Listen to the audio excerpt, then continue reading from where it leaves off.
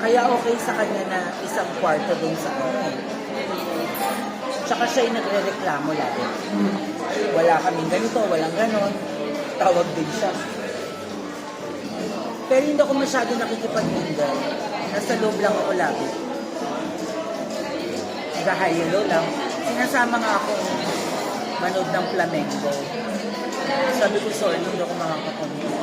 Mag-isa siya doon sa isang nakwarto. Mag-isa lang din siya, dun sa isa. Oo, parang tatagal pa siya. Parang 2 weeks pa siya. Nagkatapos. Balik na ulit siya.